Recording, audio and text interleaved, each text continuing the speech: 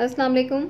مجھے سوالات تو سمجھ نہیں آ رہے. آپ خود اپنی والدہ کے بارے میں بتائیں کہ ہم نیو جنریشن بزرگوں کی وہ سیکریفائس جو پاکستان کے لیے تھیں سے روشناس ہو سکیں. وعلیکم السلام.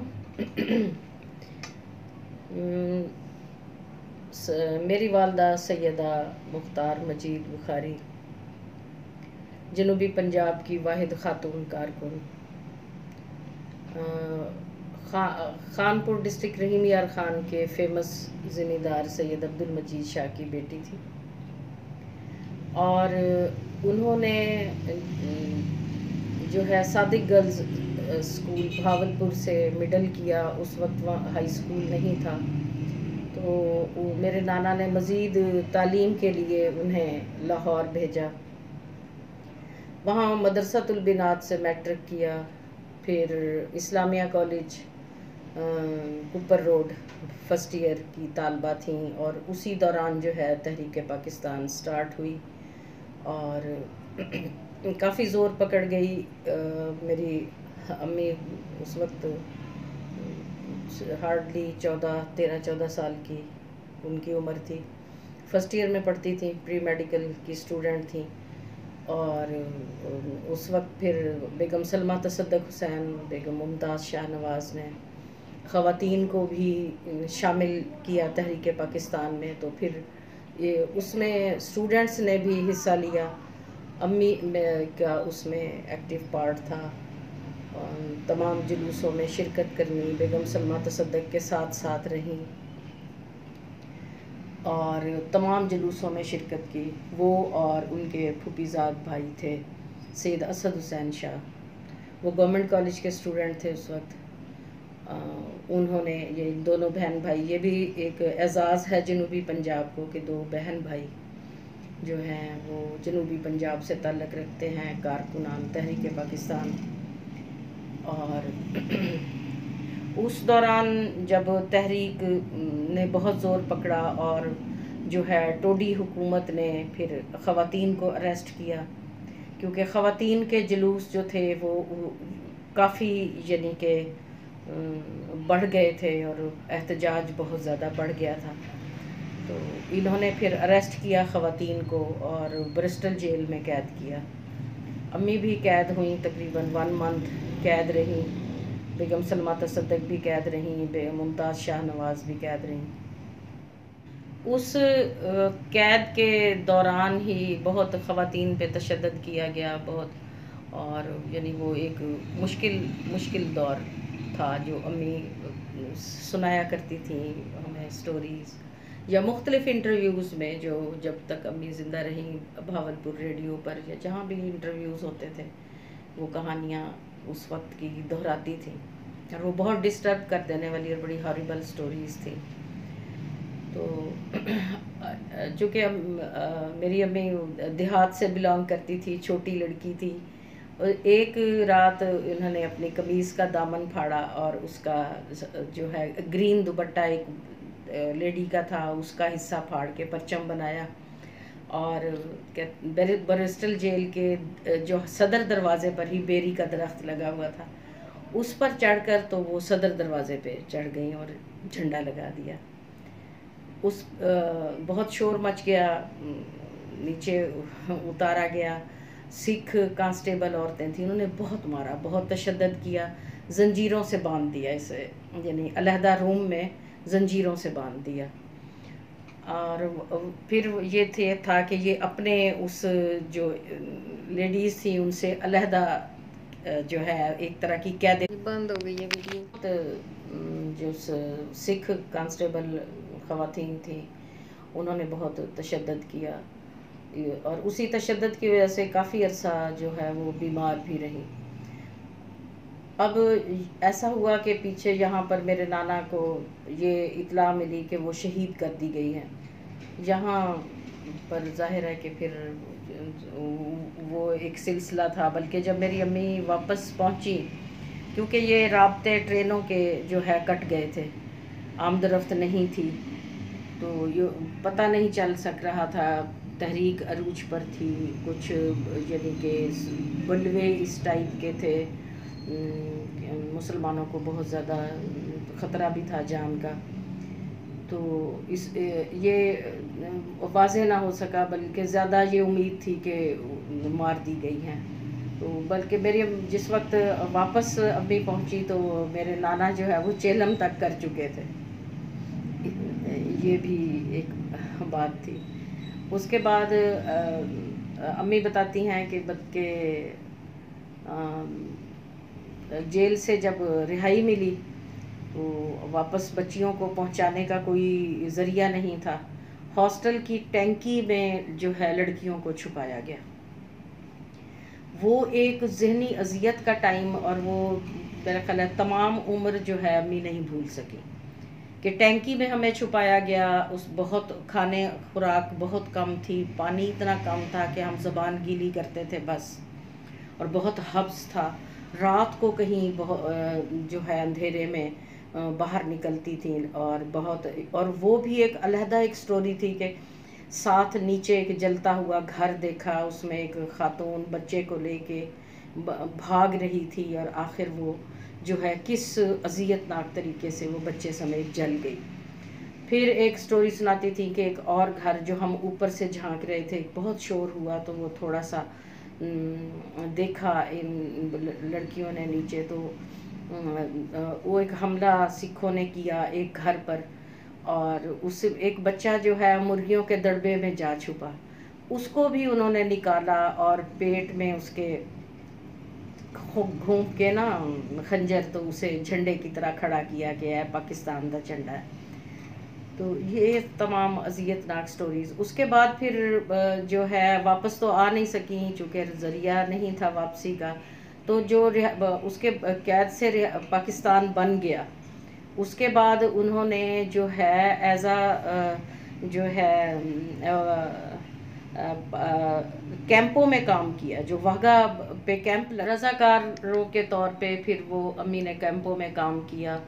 وہ سنایا کرتی تھیں کہ کس طرح سے جو ٹرینیں آ رہی تھیں انڈیا سے، بعض ٹرینیں آئیں کہ جس میں صرف جو ہے لاشیں تھیں قتل کی ہوئی، بہت یعنی کہ ایک ہاریبل سین تھا۔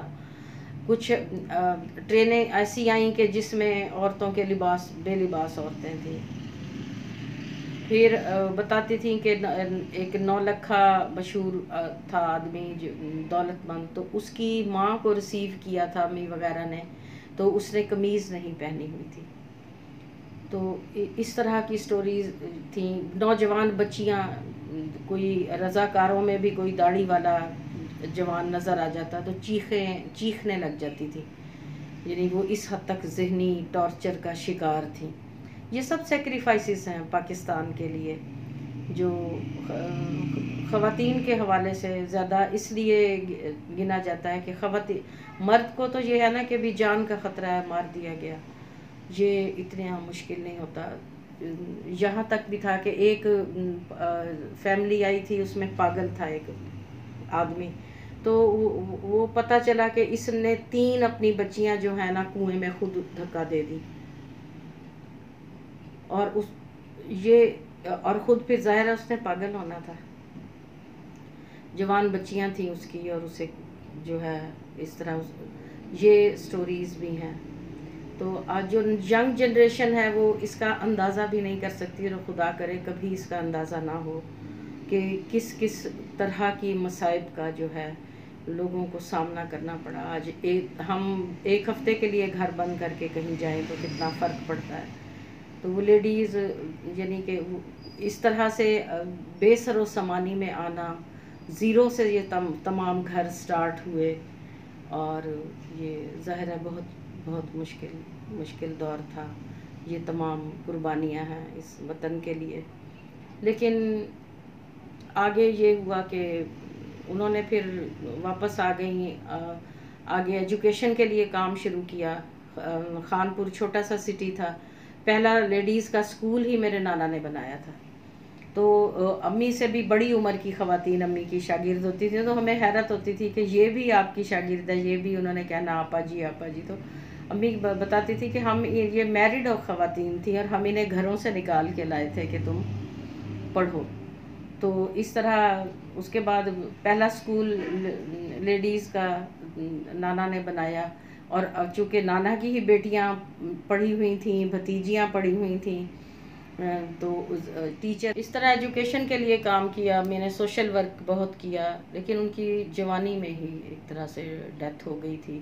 ہارٹ پیشنٹ ہو گئی تھیں اس دوران جب وہ ہاسپٹل وکٹوریا ہاسپٹل ایڈمٹ تھیں.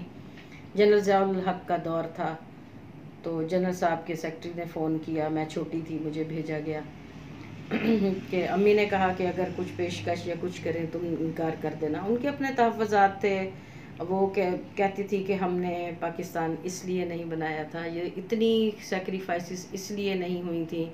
وہ پسند کرتی تھیں کہ جمہوری حکومتیں ہونی چاہیے اس طرح کی. چونکہ پڑھی لکھی عورت تھی، سمجھتی تھی، ڈرا بیکس کو سمجھتی تھی. تو جنرل صاحب کی طرف سے پیشکش تھی کہ تھر میں زمین الاٹ کرنی ہے، ہم نے اخراجات بھی اٹھائیں گے علاج کے. امی نے کہا نہیں، میں صاحب جائیداد ہوں، مجھے کسی چیز کی ضرورت نہیں ہے. اور بلکہ بڑا سخت جملہ ہو جائے گا کہ ہو سکتا ہے تو جان چھوڑ دو، لیکن وہ میں چھوٹی تھی، مجھے یہ بات سمجھ نہیں آئی. میں نے وہ بات نہیں کی. میں نے کہا کہ نہیں، وہ کہتی ہیں کہ ہمیں کسی چیز کی ضرورت نہیں ہے. تو اس طرح کی باتیں تھیں امی کا. پھر خیر اس کے بعد نواز شریف کا دور آیا، تو اس وقت آ کر کہیں امی کو جو ہے خدمات کے اعتراف میں میڈل دیا گیا. تو میرے فادر کو بھی ستارہ خدمت ملا، چونکہ وہ بھی سوشل ورک انہوں نے بہت کیا. مریدین کا بڑا لمبا سلسلہ تھا ریاست میں، وہاں پر انہوں نے بھی ورک کیا. والدہ نے بھی. امی نے جو ایک بڑی دلچسپ میں آپ کو بات بتاؤں کہ امی کی جب ڈیتھ ہوتی ہے تو امی کی غائبانہ نماز جنازہ ہر مکتبہ فکر کے ادارے میں ادا کی گئی تھی. دربار حسین میں، سراج العلوم میں، پھر جو ہے مولانا درخواستی کے مدرسے میں، یعنی چونکہ یہ شاگرد بھی تھیں ان کی، تو اس طرح سے ہر مکتبہ فکر نے امی کی نماز جنازہ پڑھی. اور امی کو جو ہے مادر خانپور کہا کرتے تھے. اور آج بھی یعنی کہ میرے نانا کو بھی یاد کرتے ہیں خانپور کے پرانے لوگوں سے اگر ذکر کریں. اور جو ہے میری والدہ کی بھی بڑی خدمات ہیں اس سٹی کے لیے، لیکن بدقسمتی سے چونکہ ہم لڑکیاں تھیں وہاں رہ نہیں سکی. ہم نے چونکہ امی نے خود جو ہے اس بات کو کیش نہیں کرایا کہ وہ ایک دور تھا، ایک ٹائم تھا، ہم نے جو کام کیا ٹھیک ہے، کوئی اس کا ریوارڈ یا کچھ کسی سے نہیں چاہا. جس طرح میں اب دیکھتی ہوں کہ بھی ہم تحریک پاکستان کے کارکن ہیں تو کیا کیا خدمات کے صلے میں کیا ہوا، لیکن ہم میں چونکہ امی کو کوئی دلچسپی نہیں تھی، ہم نے بھی کبھی اس طرف سوچا بھی نہیں. پھر یہ کہہ سکتے ہیں کہ چونکہ انہوں نے ہائی لائٹ خود کو نہیں کیا، ایک یعنی کہ جو کام کیا اس کا ریوارڈ نہیں چاہا. حالانکہ جو ہے جیل صعوبتیں برداشت کی، قید و بند کی، تشدد برداشت کیا، سب کچھ تھا. لیکن اس لیے لوگ اب بھی اگر کبھی میں خانپور بھی جاتی ہوں تو لوگ کہتے ہیں کہ ہم سمجھتے ہیں شاید یہ لیڈی لاہور کی ہیں. تو اس پھر گمنام ہیروز میں ہی نام لے سکتے ہیں کہ گمنام ہیروز میں ہی شمار، یا گمنام مجاہد آپ کہہ سکتے ہیں، کہ چونکہ انہوں نے کبھی اس چیز کو کیش نہیں کرانا چاہا تو ہم نے بھی کبھی ایسی دلچسپی نہیں لی. بہرحال اللہ پاک انہیں غریق رحمت کرے. آمین. اور مجھے فخر ہے، میری ماں تھی وہ، تھینک یو، مجھے فخر ہے. Thank you. اللہ حافظ.